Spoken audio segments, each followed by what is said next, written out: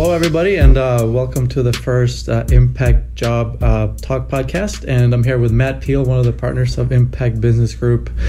And we're going to talk a little bit about how to find good qualified candidates. The job market is pretty tight, low unemployment rate. And I was going to talk a little bit about how you can go about finding some good candidates in this tight job market. So welcome, Matt. Thank you, Mark. I appreciate you having me. Yep. And tell me a little bit about Impact first. Kind of get a little bit background information about Impact Business Group, how we got started, and when and why. Yeah, it's a good question. Impact started, I guess, 15 years ago now. Okay. My partner Mike and I were with a company called Source Services. We worked collectively 10 years with those guys before.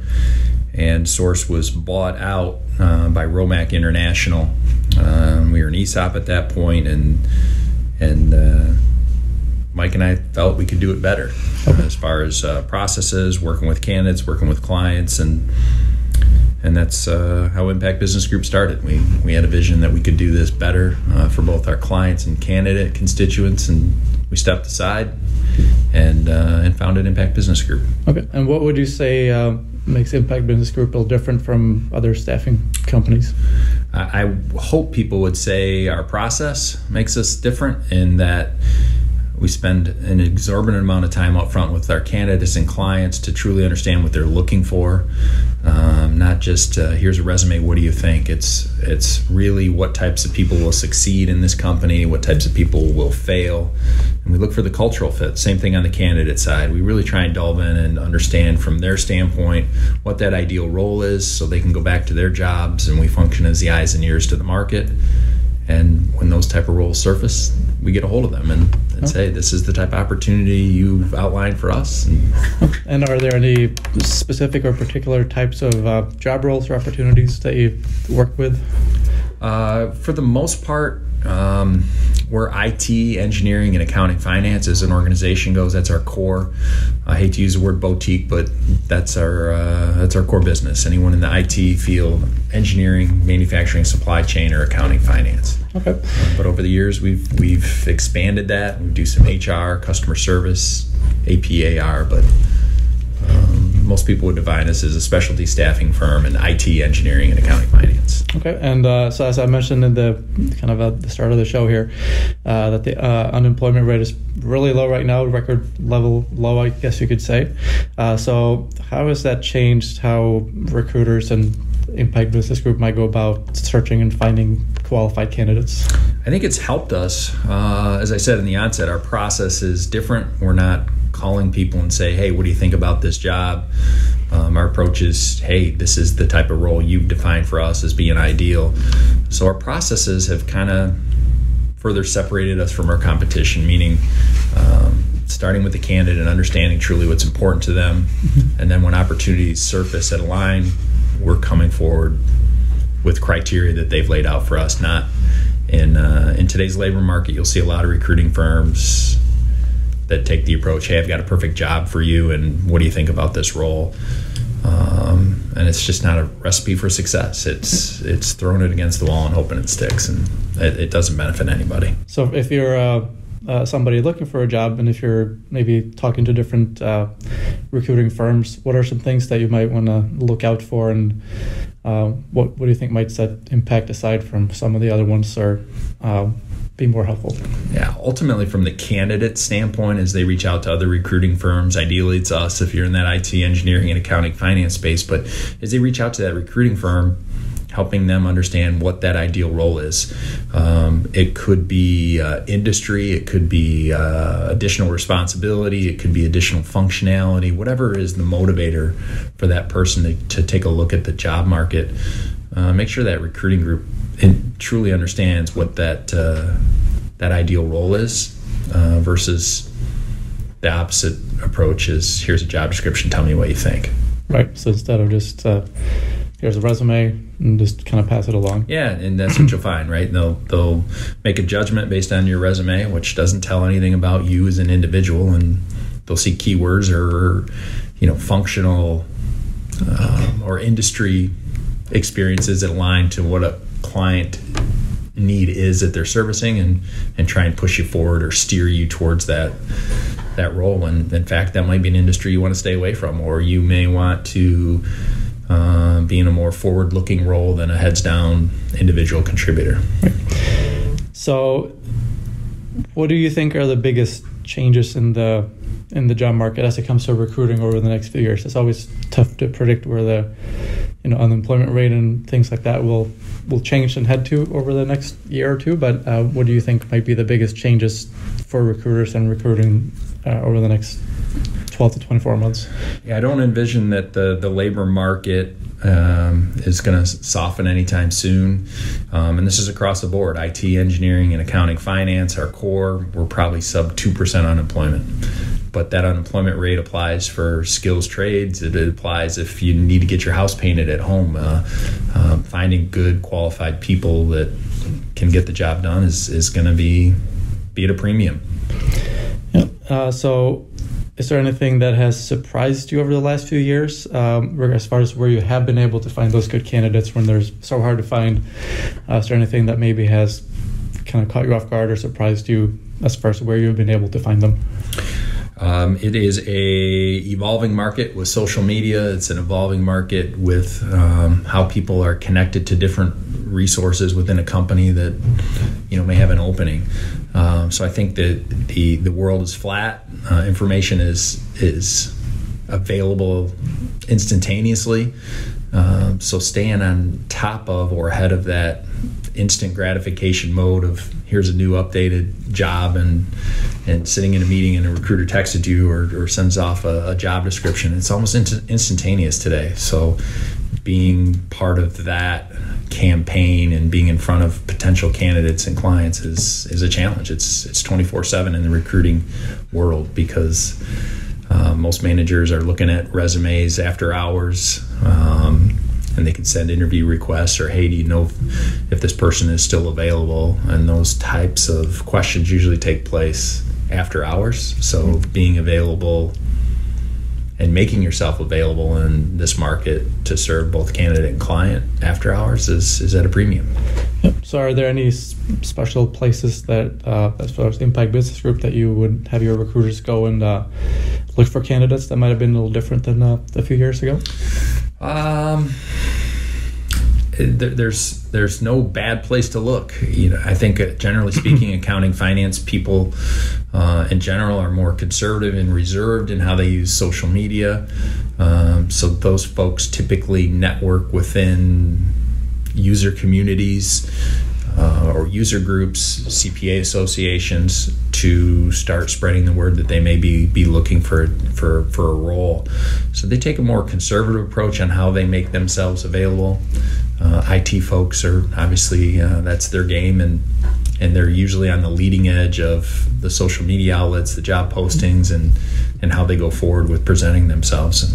And engineers are kind of in the middle of that. They swing a little bit closer to the IT folks and their ability to use social media or web services or job services to make their backgrounds known. So really try to kind of understand where each group kind of hangs out. Kind of really helps. Yeah, no doubt. All three disciplines are math oriented. They're typically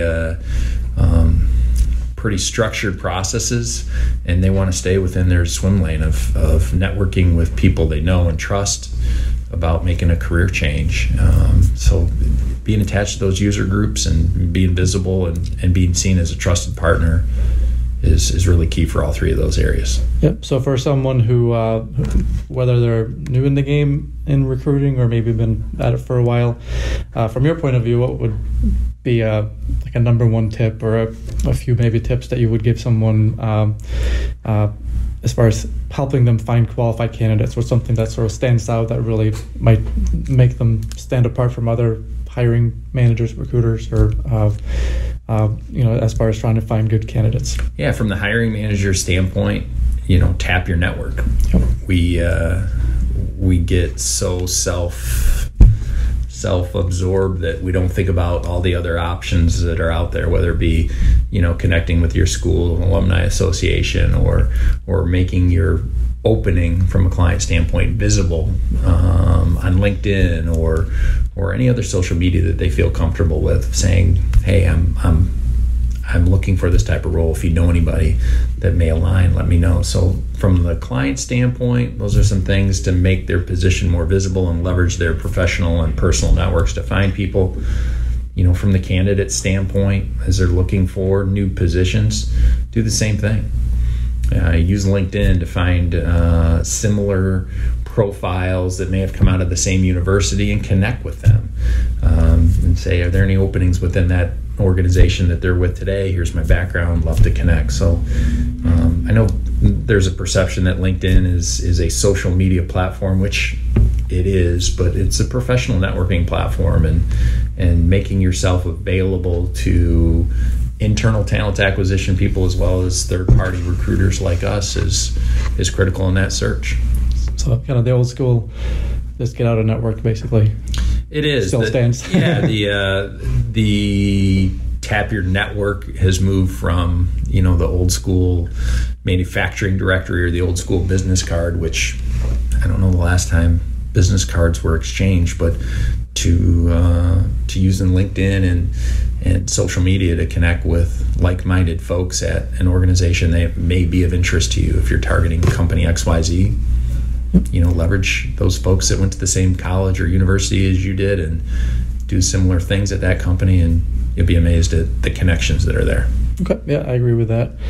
And so a lot of people, both, as far as companies might be sort of hesitant to work with a staffing agency, and candidates as well may not be familiar with how that works. So from your point of view, what's maybe the biggest misconception that people might have working with either just a staffing company in general or maybe Impact Business Group in specific?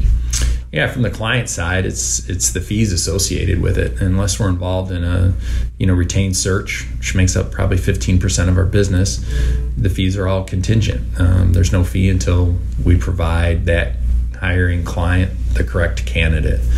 The biggest perception in that, or misperception in that, is what about duplicate sends? The client owns that send, that owns that representation of the candidate, and if another firm has put somebody forward before you, they maintain ownership. It's not a duplication of effort. So on the client side, I think that's the primary gray areas for them. On the candidate side, they still view or see the recruiting industry as a candidate fee entity, and we're not. We work on behalf of our clients. The clients pay us our fees, and we're working for them. And as I say to all the candidates, I may like this particular candidate the best out of the 7 people we've pushed forward on an opportunity, but I don't make the decision. Right? Our job is to put forward the people that we feel best aligned culturally and technically, and they make the decision. I don't make any decisions on it. So, right. So in the end, it's still the hiring manager over at the company that'll take over the process and do the interviewing and hiring. Yep. 100%. I may like you the best, Mark, but I make no decisions in this. So my opinion doesn't matter, only to the fact for my customer that this is a worthy conversation. You guys should connect and talk. Here's why. But ultimately, you both have to walk away from that meeting liking one another and saying, this is a good fit. Let's continue the discussion. I can't influence it. I can't make anybody hire anybody. It's their decision, not mine. So from a candidate point of view, it's still worthwhile reaching out, getting your resume in front of a recruiter, building that relationship. And from what I've seen too is a recruiter might be able to help someone get into a company or industry that they might not have otherwise if they just shut off a resume on their own to the company. So yeah, the benefits from a recruiting standpoint are endless, right? From a candidate standpoint, if we're doing our job, and we've been around a while, we've been in this market a long period of time, if we're doing our job, we have a proactive understanding of the types of people our client customers looking for.